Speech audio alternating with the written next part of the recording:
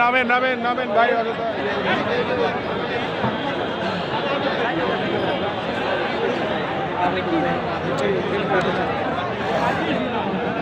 শুধু দর্শক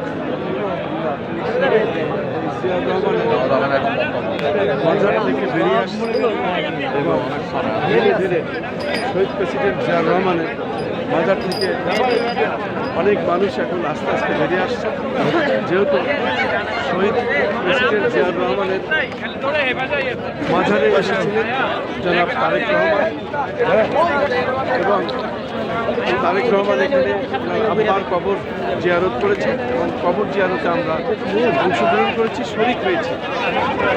কবর দোয়া মোনাজাত শেষ হয়েছে, এরপরে উনি ওনার গাড়ি নিয়ে বহর নিয়ে ধীরে ধীরে রওনা হয়েছে বাসা ভাই।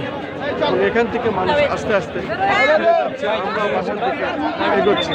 আমরা কি কাহিনী বাধায় নিয়ে আসলেন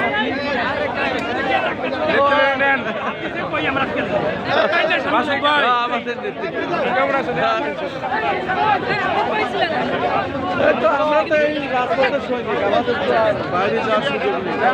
আমার তো 12টা ইউটিউব চ্যানেল, তারপরে অনলাইন পোর্টালে রাজনীতি নিয়ে আছি। ভিডিও চলতেছে? হ্যাঁ চলছে।